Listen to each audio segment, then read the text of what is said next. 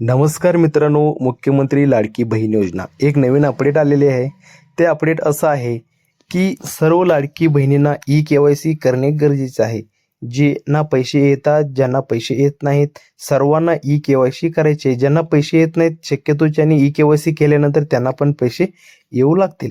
तर मित्रांनो, आपल्याला माहीतच आहे लाडकी बहीणसाठी योजनेसाठी जी पात्रता होती, ती पात्रता पहिली पात्रता म्हणजे महाराष्ट्रचे रहिवासी असणे गरजेचं आहे. आता काही जण म्हणतात की आमची जी पत्नी आहे ती कर्नाटकची आहे, ते महाराष्ट्रामध्ये येतात, तर तुम्ही रहिवासी प्रमाणपत्र काढू शकता किंवा तुम्ही रेशन कार्डमध्ये त्यांचं नाव लावलं असेल तर ते प्रूफ म्हणून देऊ शकता.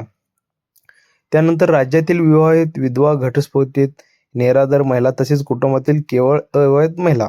तर एक अविवाहित महिला जर दोघांना कुटुंबातील अविवाहित महिलांना भेटत असेल तर एक अपात्र करण्यात येईल. त्यानंतर त्यांची वयोमर्यादा तुम्हाला माहीत होती 21 ते 65.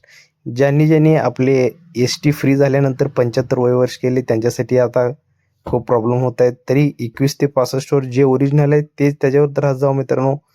पुढील फायदा येतच असतो. 21 ते 65 वर्ष झाले लाडक्या बहिणींसाठी. त्यानंतर लाभार्थ्याचे स्वतःचे आधार लिंक असलेले बँक खाते असणे गरजेचे आहे. आता आधार लिंकमध्ये अशा प्रकारे आहे, तुम्ही पोस्ट ऑफिसचं एक IPPB अकाउंट काढू शकता, इंडियन पोस्ट पेमेंट बँक. तुमचं ऑर्डर कुठं आहे, बँक ऑफ इंडियामध्ये आहे, स्टेट बँक ऑफमध्ये आहे, कोऑपरेटिव्ह आहे. आता DBTद्वारे पैसे येतात असेल तर ठीक आहे, पण तुमचे पैसे येत नाहीत तर तुम्ही एक IPPB अकाउंट पोस्ट ऑफिसमध्ये काढू शकता. त्यानंतर आता मेन मुद्दा राहिला तो ई-के-वाय-सीचा, आणि अजून एक मुद्दा राहिला तो तुमच्या अकाउंट, तुमचे वार्षिक उत्पन्न 2.5 लाखाच्या आतमध्ये पाहिजे.